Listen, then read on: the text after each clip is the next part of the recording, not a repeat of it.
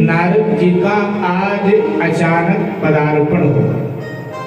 शास्त्रकार कहना चाहते हैं कि सद्गुरु ढूंढने के लिए नहीं जाना चाहिए। आप अपनी श्रद्धा को बढ़ावें। जब आपकी श्रद्धा जवान होगी तब सद्गुरु स्वयं आपके द्वार पर आकर आपको दीक्षित करेगा। जैसे पार्वती युवा हुई, पार्वती श्रद्धा है जीवन की, जैसे पार्वती जी युवा हुई, देवर्षि नारद जी महाराज स्वयं पधारे। मैना हिमांचल ने देवर्षि नारद जी का स्वागत किया, चरण धोया है, चरण जल से महलों को सिंचित कराया है, उच्च आसन पर बिठाया है, आवाभगत किया और अब कहा देवर्षि मेरी बिटिया पार्वती जवान हो गई है, विवाह के योग्य हो गई है, कृपया उसका हाथ देख करके बतावें उसको घर बर कैसा मिलेगा। देवर्षि नारद जी ने कहा बुलाओ पार्वती। बुलाया गया पार्वती। जगदम्बा पार्वती ने आकर के देवर्षि नारद जी को प्रणाम किया और बड़े मर्यादा में उनके सामने खड़े हो। देवर्षि नारद जी ने हाथ पकड़ा और हाथ पकड़ करके कहा कि हे मैना हिमांचल, आपकी बेटी पार्वती सभी शुभ लक्षणों से संपन्न है। ये सदा अपने पति की प्रिया होगी, अर्थात इसका पति इसे बहुत प्रेम करेगा। इतना ही नहीं, सदा ये चल यही कर यही बात, सदा चल यही कर यही बात, यही तेज से कोई है विद्वान, यही तेज से कोई है विद्वान।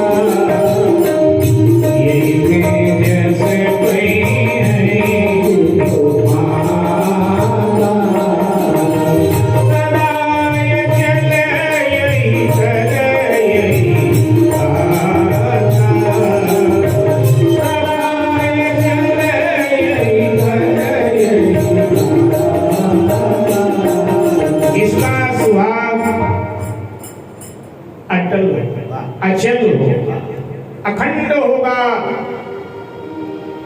इसके वजह से मैना हिमांचल तुम संसार में जाने जाओगे, माने जाओगे, आदर पाओगे।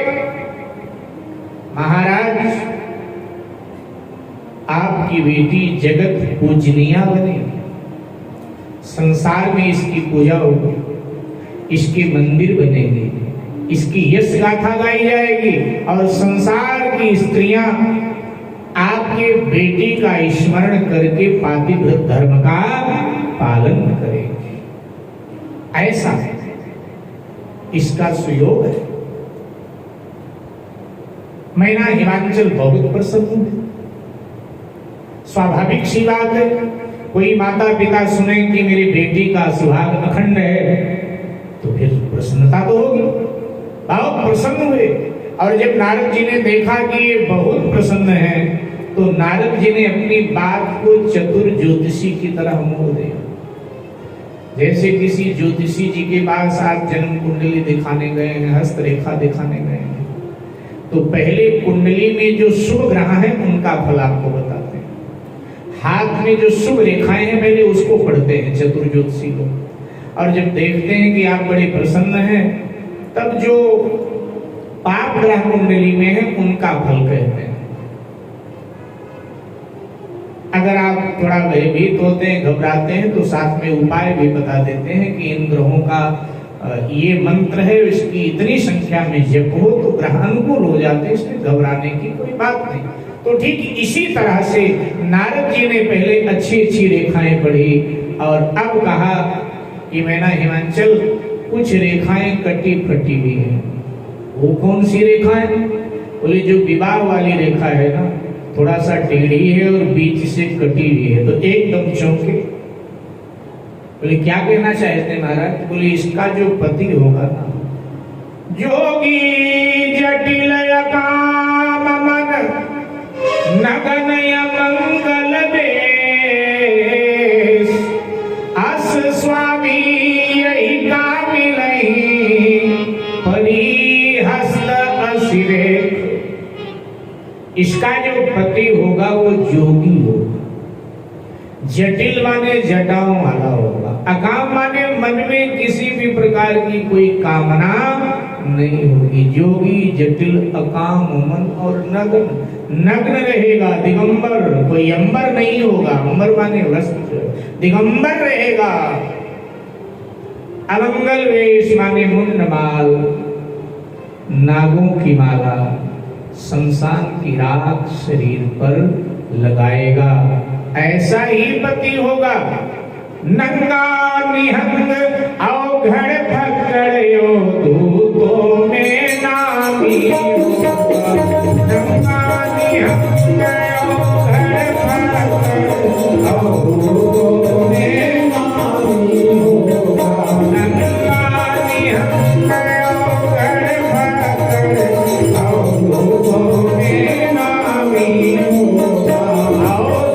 दूतों में नामी होगा।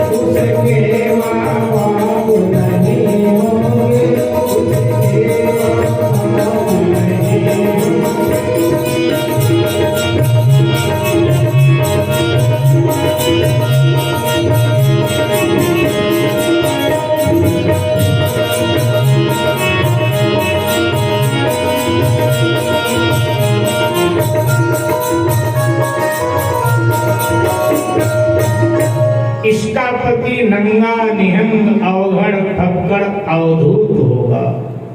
कोई माता नहीं, कोई पिता नहीं, कोई घर नहीं, कोई द्वार नहीं, शमशान का वासी होगा। और इतना जैसे कहा, मैना हिमांचल के मुख पे जो प्रसन्नता छाई थी हट गई और चेहरे पर उदासी का साम्राज्य छा गया।